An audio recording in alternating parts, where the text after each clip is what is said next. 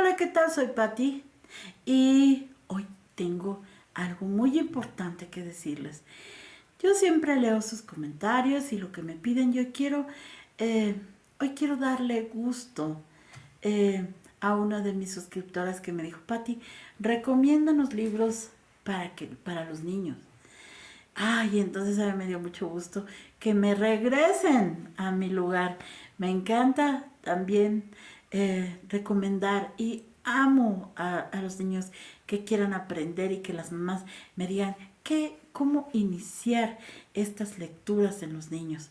¿Qué sería bueno que comenzar tu vida para, para que cuando estás aprendiendo a leer o ya leíste, también te ayude a leer de corridito y a tener una muy buena idea de la lectura, que es una de las cosas que siempre nos van a servir en la vida, el leer, el saber leer. Entonces, para esta suscriptora en especial que te mando muchísimos besos por haberme hecho esta petición y regresarme a una zona de confort, porque yo siempre he recomendado aquí lecturas. Y bueno, para los niños, vamos a hablar de esos bellos niños que si nosotros desde que somos papás entendemos que tenemos una obligación moral con ellos de que nuestros hijos estén atentos a la literatura, porque eso es lo que más les va a ayudar en la vida, el saber leer, el saber entender, porque esto les va a abrir ventanas al mundo. Entonces hay que empezar a enseñarles algo hermoso y algo bueno y algo que les abra esa ansia de buscar, las lecturas. Desde luego, dependiendo de las edades, voy a hablar de los niños muy pequeños y voy a ir subiendo un poquito el esquema. Yo lo primero que recomiendo para los niños cuando están empezando a leer definitivamente son las fábulas. Las fábulas siempre es una manera corta, es una historia cortica que siempre nos deja una enseñanza. Eso es una fábula. Y es bueno para los niños aprender así, porque las enseñanzas siempre son aburridas, pero no en el caso de las fábulas que se llevan a cabo con animalitos. Y lo mejor es regresar a los inicios, a las fábulas de Esopo, que a partir de Esopo, que es realmente el creador de la fábula y que estamos hablando de las concepciones prácticamente griegas, a raíz de eso hay 1000 versiones de fábulas, pero como las de Esopo ningunas, porque son geniales, porque él es el creador de estas fábulas y porque las podemos encontrar en diversas versiones y porque de todas maneras cualquier fabulista que ustedes tengan en su país, que también son geniales, tienen esta referencia básica en Esopo.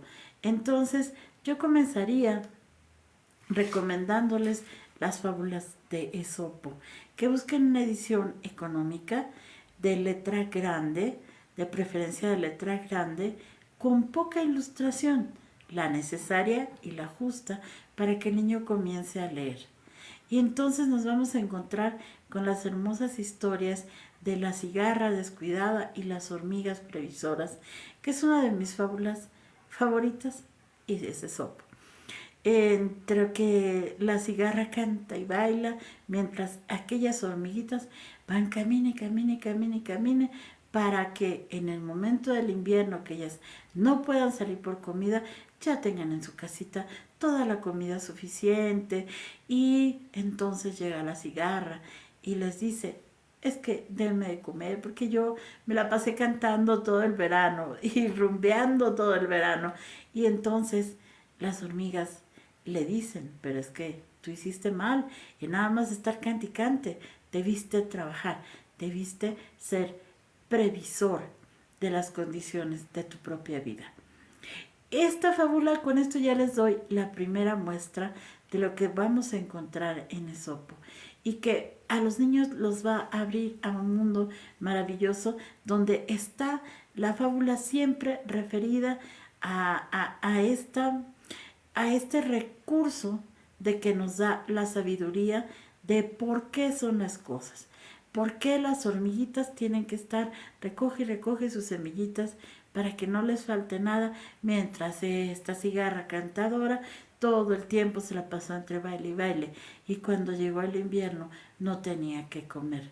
La moraleja es una de las cuestiones más importantes dentro de una fábula. El hecho de que nos traigan un suceso a reflexionar es bueno para las mentes de los niños.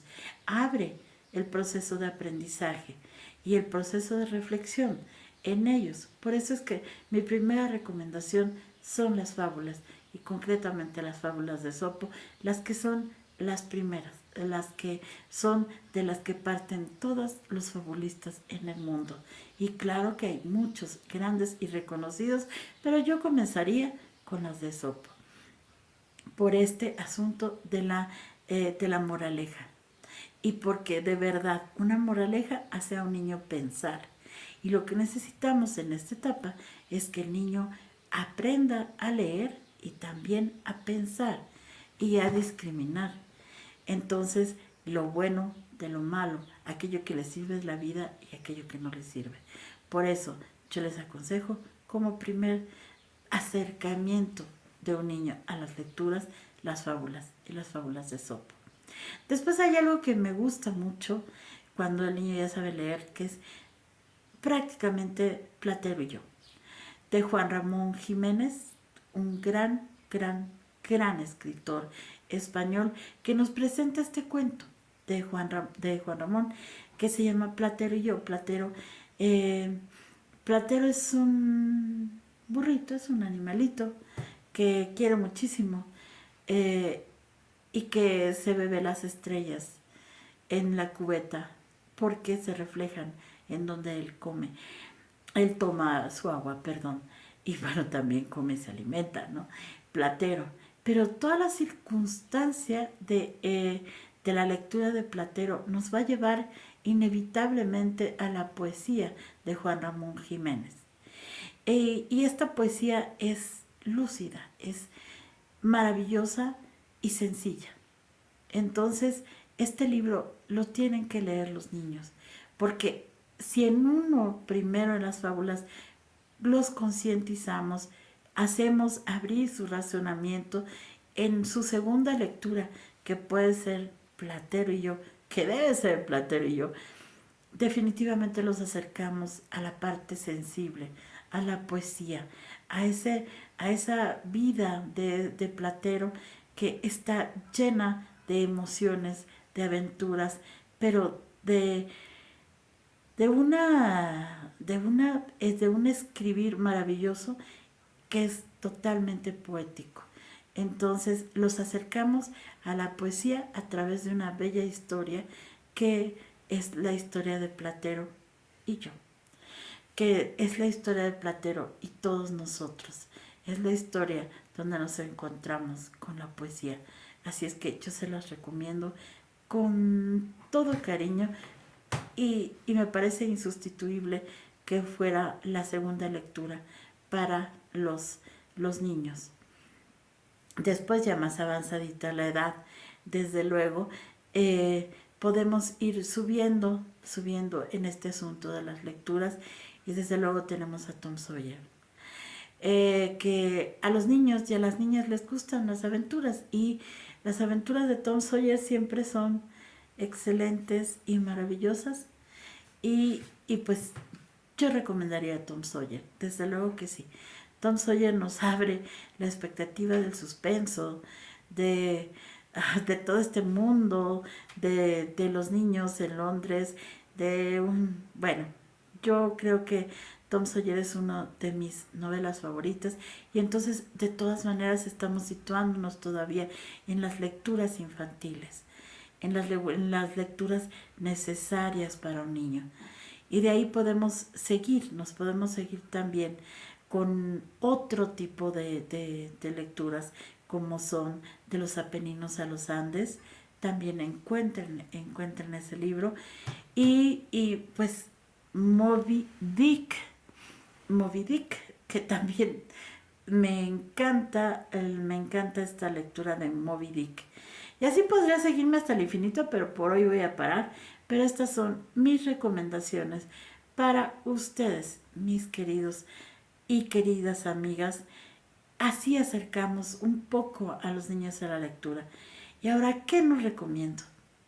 Pues ahí les va lo que no recomiendo. No recomiendo que el niño comience con El Principito. Hay mucha gente que amamos y adoramos a El Principito, pero sin embargo no es una buena lectura para comenzar con un niño. Un niño que entienda El Principito tiene que estar arriba de los 13 años, porque el manejo del Principito es un mundo abstracto y no creo que haya sido un libro escrito para niños. Sin embargo, ha corrido con esa fama por su nombre, El Principito. Y de repente decimos, ay, vamos a darle a leer El Principito. Y los niños se quedan, ¿qué? ¿Qué? ¿Qué pasó? Pues sí, porque El Principito nos representa un grado de abstracción que los niños no poseen en edades muy tempranas, en la niñez, o sea, estoy hablando 7 u 8, no poseen esta madurez de abstracción para El Principito.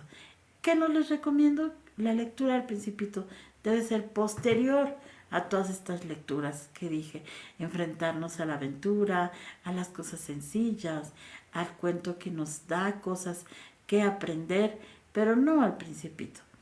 Esto es como tirar un mito y quiero tirar este mito en este canal porque El Principito es una lectura de, de abrir conciencias, de estructurarnos bien entre las relaciones entre vida y muerte, entre cómo llega el Principito a su mundo. eh, y el tema es duro y el tema es fuerte del Principito.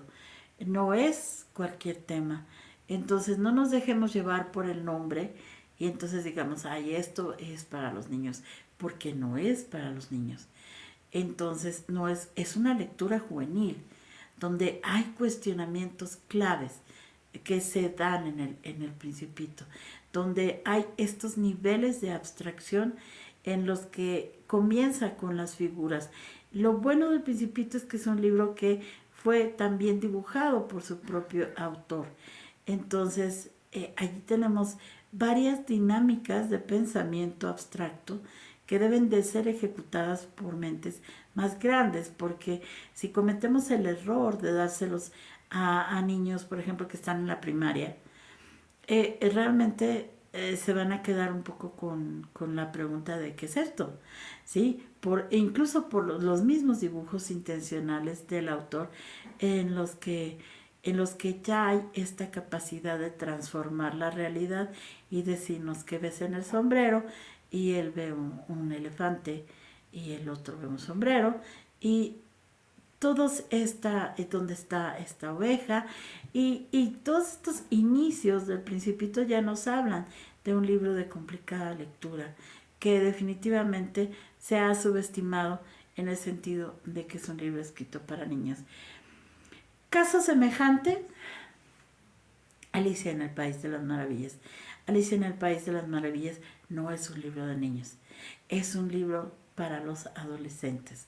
Entonces ya estoy aquí sin querer recomendando los libros para el adolescente, el que adolece, el que necesita ya de conocimientos más certeros, más precisos y en donde ellos ya pueden empezar a cuestionar su propio universo. Entonces allí sí entra Alicia y Alicia Cross the Mirror. Entonces allí sí podemos ya iniciarlos en esta manera en donde van a enfrentar su adolescencia. Y allí quedaría muy bien el Principito, que nos habla, de hecho, de cómo él regresa al otro mundo y cómo convence de irse, y solo es mediante la muerte.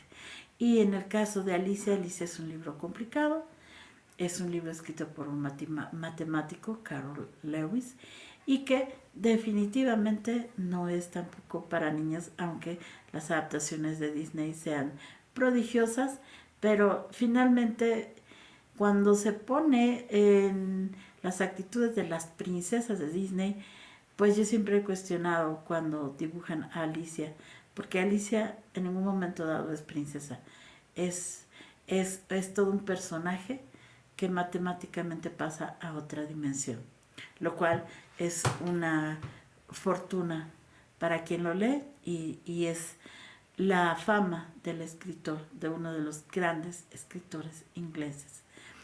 Y muy querido y muy respetado y que se lee ya también incluso en las cuestiones universitarias de literatura inglesa.